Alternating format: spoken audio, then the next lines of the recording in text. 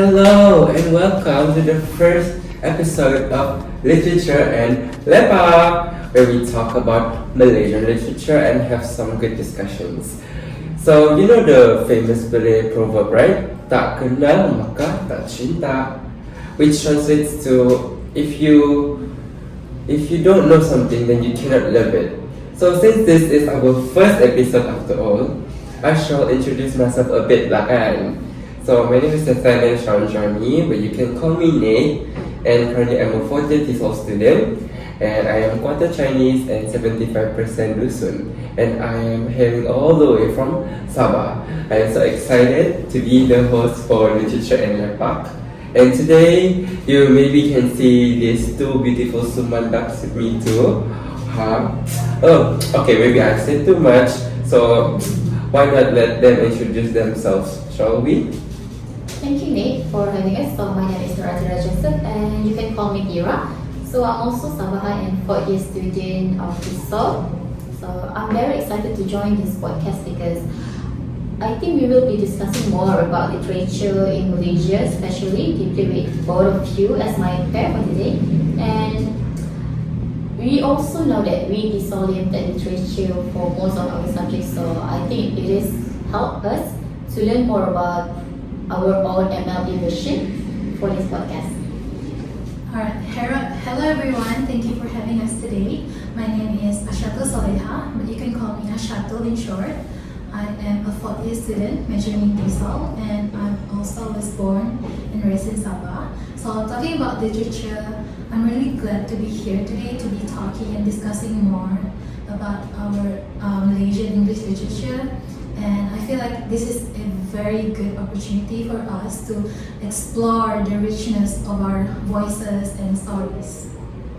Thank you so much for agreeing to be here and spending your time to be here today. I'm sure you are busy with your schedules and all, but I am glad that we managed to find the time to, have this discussion today together.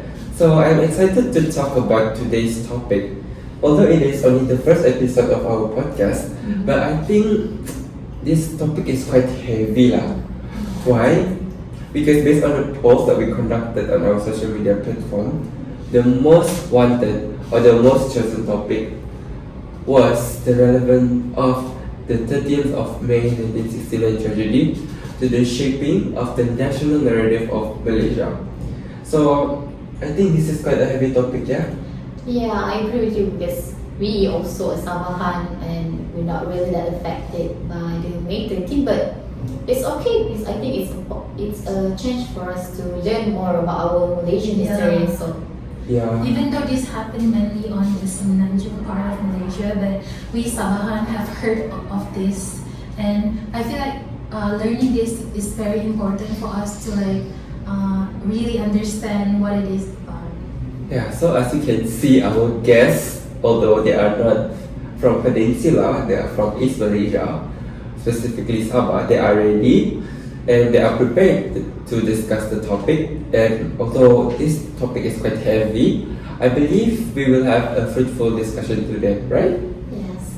So let's start with maybe the basics, right? So maybe some of our listeners might not be familiar because if I'm not mistaken, the May 13 tragedy in the history textbook, it was only a small part. Yeah. It's the only small mosque over there. So it didn't cover a lot. So although it is important, but maybe some of our listeners might not be so familiar about the tragedy. So maybe any one of you can give us a clearer view of what May 13 is actually. Okay, sure. I'm going to share a little bit some general information that I've read before. So basically, the May 13 tragedy is a really intense and tragic racial riot that happened in Peninsular Malaysia right after the 1969 general election. So basically, it's the tension between the Malay and Chinese community during that time, yes, and there was a very high intense issue between that two races, and it's mostly because of the political and economic inequalities at that time. So do you guys know that during that time there was a violence and a lot of people were hurt, there was scary and there was a ton of damage? I read some news articles saying that many people were killed. Yeah. Yes, that's correct. And also like there were official reports telling the exact numbers, but some reports also said that actually the casualty number is higher than the reported number. Yeah, I know. So maybe because of that tragedy, it's also become a major turning point in our Malaysian historical events. So, would you like to add on a bit? Right. So I feel like the May 13, 1969 were quite violent, and obviously at that time in the 1969 where it happened in Kuala Lumpur, I feel like when you read the book, like most of the novels that are written by local Malaysian artists, the people there at the time that were involved in the incident, they feel fear and confusion about why this is happening, because it's all like too sudden for us. Yeah, right. Must be the people at that time very scared and they cannot go Imagine out. if you were in your place, like all of a sudden people were screaming, people were attacking you out of nowhere. Could you imagine like just getting out for groceries and then suddenly people are attacking each other? Yeah, I also heard that during that time they also used stuffs like arang, things like Kappa. knife. It was very violent. Yeah, that's so horrible. That was scary. So I guess hearing from your explanation of what the 13th of May incident is, it is very tragic, and just like what we discussed just now, we ourselves, we couldn't imagine what would happen if we were there. And talking about this incident, so because this is literature and Lepak, so I did a bit of research and I found this really one interesting article. I don't know if you've read it or not. It is by Malachi Edwin Bentamani, and the title is The Malaysian Albatross of May 13, 1969 Racial Rights. Have you read this article before? Yes, I have found it article. Yeah, so based on what I read from this article, I think this incident left a major scar on Malaysians, despite it happening years ago already. So since this tragedy leaves a huge scar, so maybe we want to dive into the deeper part of why this could happen. Anybody? Alright, so I will be talking about why it happens. So we know that this incident involved mainly the Malays, Chinese and Indians. So this happens back in May 13, 1969. So it happened mainly because there were misunderstanding and unhappiness between our multi-racial or culture among the Malaysian communities. So this was a time when people from different races faced with the economic difference and the wealth gap between the Malays and Chinese, and the Malays feel like there is a significant gap between their economic and the Chinese one. So what you're basically saying is that because of these issues, these political issues, these economic issues between these two races, we have emerged as some new policies such as the national economic policy and Rukun Negara, of course, as we understand with that, and of course the long effect and the long-term effect of this incident, right? Yeah. So maybe, Tira, Yes. what is your opinion on the long-term effect of this incident for us Malaysians? I think that the long-term effect is most people, especially politicians, they still use this term to gain votes, and they still use these sensitive issues to gain vote, and I don't know, they still prioritizing their own race without even thinking how the equality to other races. So I think it still have effect. It still has some effect to us nowadays, even though the incident is already long before, right? I agree with you, especially with the fear mongering, and especially when it comes to the election time, Correct. this incident will come back, and they say like, do you want major thing to happen again? Yeah, Something like that. they use it as a threat for like the people who threaten them. So I think it's not a healthy competition Yeah, between the politicians to be using this kind of issue. I think it's unnecessary to bring up the past, right? Just Yeah. to gain some vote. That's Yeah. so We should use this history as a lesson. correct. So Yes. it won't happen again, right? Yeah, that's correct. So because of these differences and all, Vetemadi also mentions that in the article, some critics feel that the tragedy is used to certain policies. So maybe because of these policies, we could see that after the election, the tensions grew stronger between the people, right? And because of the protests, we could see that a big fight broke out in Kuala Lumpur at that time. So maybe anybody wanted to add on that? Yeah, that's from the article that you said just now from Vetemani. He also mentioned that this racial riot as an albatross. Do you know that? yeah. And so, you guys know what albatross mean? Do you? No. Basically, I read that in the article, albatross is mean like it's a psychological burden to the people that used to describe the violence and the intention that it can appear in society. So I think that this May 15, 1969 events really leaves a deep scars in our memories as Malaysian citizens. That's And also the impact of this May 13, 1969 incident also kind of like our Malaysian local writers, they feel like when they talk about this incident in particular, they feel the need that they would need to approach the issue more indirectly as opposed to being more direct or more face forward towards discussing this, because this is still very much a very sensitive issue to us despite the passing of years, even though it happened back then, but it is still pretty much very significant in our, it's still pretty much talked still in today's, so I feel like this is,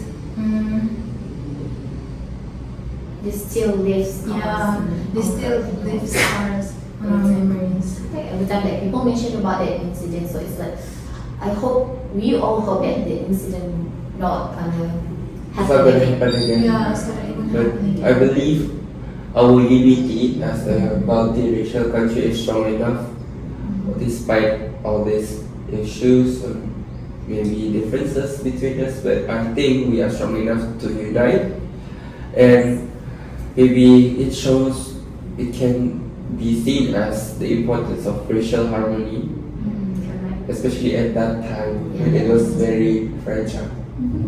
And I guess Malaysia struggled, especially since we just gained our independence. Yeah, that's correct. I think that's also the main issue because for the media at that time, our country is a bit difficult to unite our race, our races. Exactly. So it's not easy to unite the Malay, Chinese, Indians, orang asli, Bumi Putra, Sabah, Sarawak, right? Correct. So I hope that this incident won't happen again in the future. I believe it won't. Yeah, I hope so.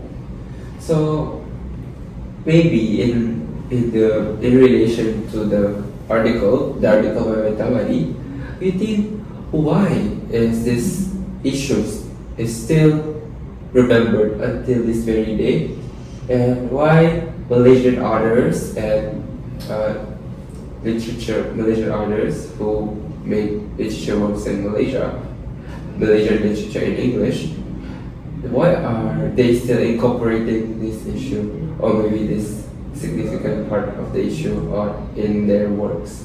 Alright, so as what Tira has mentioned earlier, this incident mainly happens because of the economical and the political differences between the multiracial communities in Malaysia.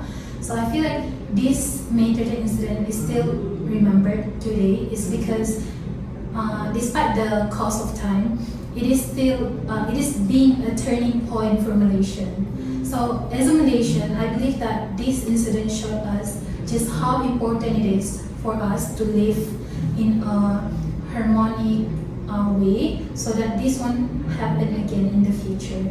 And also, besides that, the May 13 incident is still remembered today because of how it actually led to the new policies, like the new economic policy and the Rukun Negara, in which I believe almost all of us are familiar with. I think I agree with my points because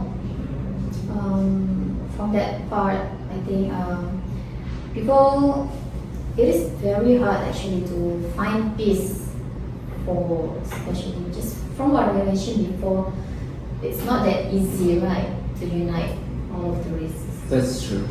And we can see this being reflected in the literary works produced by our Malaysian writers. Oh yeah. Such as, Itian Hong's in the poetry. Is Itian, I think he is one of the first generation that do the literature. I think he's one of the early generations. Oh yeah.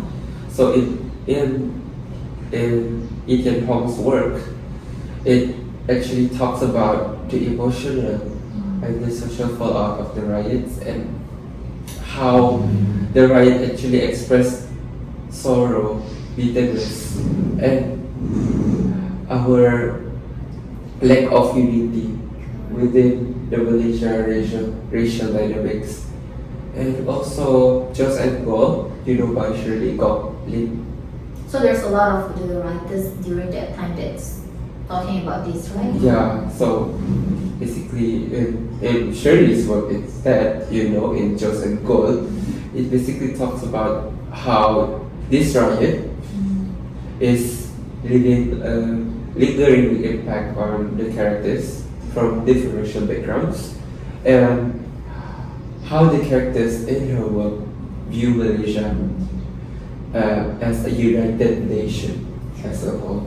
So I think we as a Malaysian, we should be grateful to our previous literature writers because from them we can learn the process, the hard working that our past generation has to come to this state, this new state of us. Like we are really peaceful now, we are really harmony, I think. So we really have to thank them for their writing. Yeah, I think they are brave enough to write about this. Yeah. Actually. Correct. So that it won't happen again, right? So it That's can be a true. lesson to us also.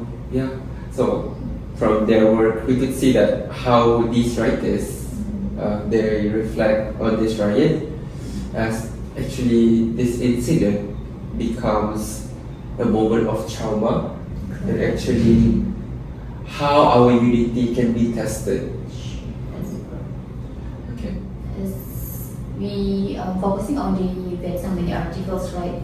I read that in the article, Vetamani highlights how the tragedy actually led to significant shift.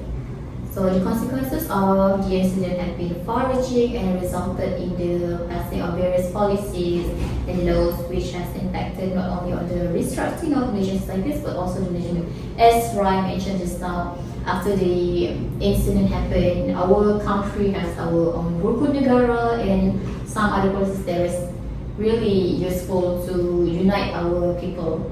So I believe that all of these policies are to make the Malaysian to get along with each other. Correct? I guess Do you think so?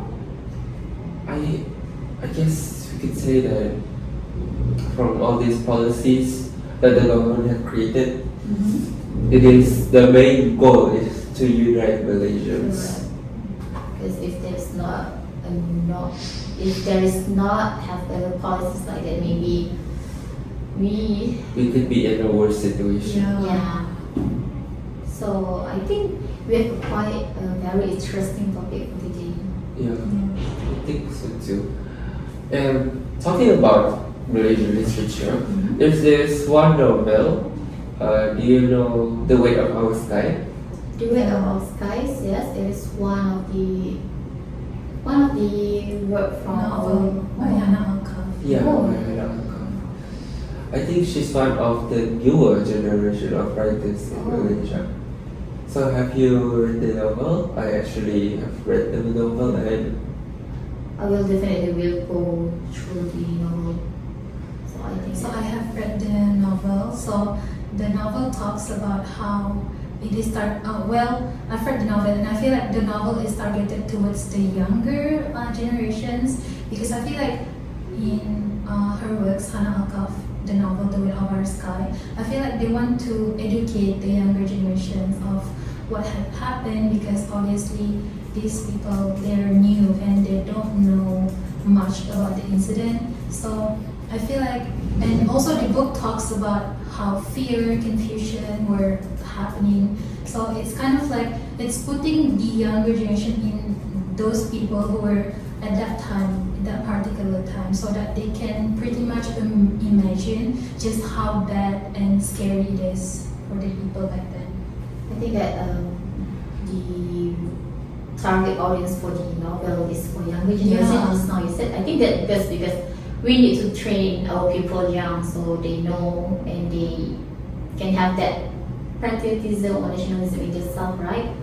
So I agree with that. And I particularly like this novel by Hannah Alcott because of the main character's point of view, which is Melati.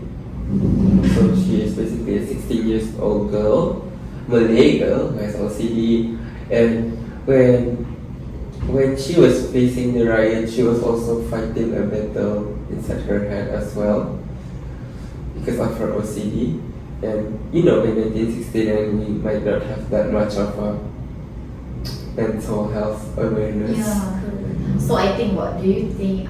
Do you agree if we for our next episode we're going to dig more about that novel? I guess we should do that. Yes, maybe it's gonna be interesting because it's for younger Yeah. generation, right? I Even the think- main character is a young girl, right? So I feel like the younger generation can definitely relate to that more as opposed to the main character being like the opposite of the younger generations. That's true. I think it's a really interesting topic to learn about our literature because do you think that people still read literature now? We need to bring that spirit back. We need to instill their interest in reading more about Mhm. this. We need to bring that spirit back to younger generation. I agree, as there are more new artists who are starting to write in English. Yeah. Yeah, although Malaysia, of course, our national language is Bahasa Melayu, but I think by using English, we could go global and also local. Yes. Yeah. And let's talk about Huh? localization. Right? Localization. Wow. That's true. So these writers such as Ethan Hong, Lloyd Fernando, Sherlyn Gocklin Lim, Prita Samarasan, and of course one of the newer generation, Hannah Alcott. I think because of their work, especially touching on the sensitive issues, Yes. such as race and also religion. Correct. This is something that is, easy to be touched on. Yeah, because we have to cover a bit more to not mention to not hurting the people, right? So And also, people at that time were struggling with their trauma, so I feel like them writing this incident in a novel kind of way, kind of like their own way of sharing their processed trauma so that they can express themselves. That's more. true. So from their short stories, their poems, we could actually see that what we want is we want to build a sense of identity. Is that true? yes, that's true. And from the works that they've created, we want to become a united nation that is called as Bangsa Malaysia. Yes, that's correct. I think I really like the Bangsa Malaysia because it really shows the unison of us Yeah, Malaysian, right? instead of like focusing on the differences. That's true. So, as a as a youngster, as a Gen Z, like the three of us are Gen Z here. So Dr. Mali actually mentioned that there are some division between the Malaysian people.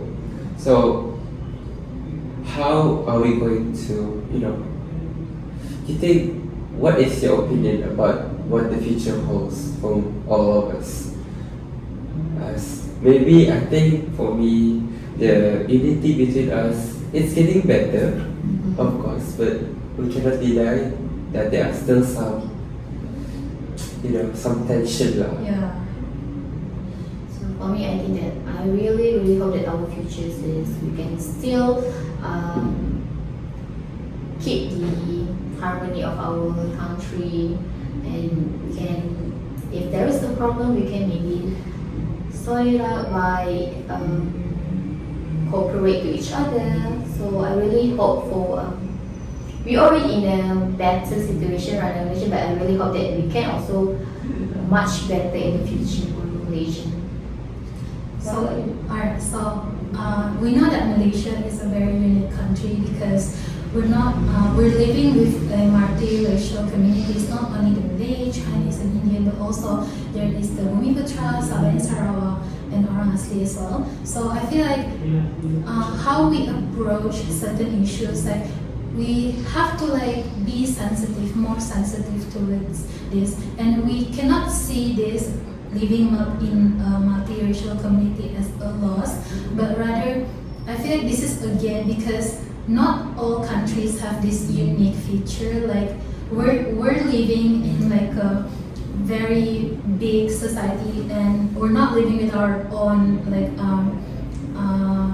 communities. Like we live with even our neighbor in Sabah and Sarawak. We know that our neighbors is not only the Sabahan but also the Chinese, and we learn about their language. So I feel like if we have a issue with certain people, we should be aware and be mindful and be sensitive towards what we say, because our words is very important, because it could act as a kind of a triggering point to trigger certain people. That's true. So to sum up all of the things that we discussed today, we should take this as a lesson, because without our past, there wouldn't be the Malaysia that we know today, and without the incident, the 30th of the incident, there wouldn't be a reminder of the consequences of racial disharmony and why we need to ensure that all the races are united. And I think that literature, it is being used as a medium where the artists or the literature writers, they use it as a reflection and maybe even healing. Maybe that is their way to heal. Yeah, they process trauma and all that. How they process the trauma of facing through that, and maybe even what vision that they dream of as Malaysia, what Malaysia can be if we are truly united.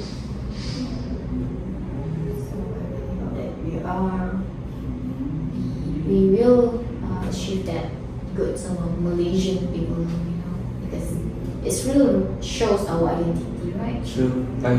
I hope that the Bangsa Malaysia is not just a slogan, something like that. Yes, we need to duplicate that. We need to apply that. that. Reflect on what went wrong and think of how this incident will never happen again in the future. Yeah, and I hope more artists will be brave enough to talk about this in their literature works. I agree with you. So, I guess maybe the time is up for our discussion today, and I'm so thankful and grateful to have the two of you with me today. I hope we can have another podcast session next time. I hope. I so. hope so. That. Yes. And maybe next time we can bring some coffee with us. Yeah. Yes. Must be good if we have some coffee. Yeah, it's still good to have some coffee, right? And some snacks, maybe. Yeah. So remember, people, as Malaysians, especially you youngsters out there, you have to be united. Okay? Let's make Bangsa Malaysia happen. Thank you for dedicating this, and see you on our next episode. Thank you, everyone. This was Literature and Lepak. Lepak.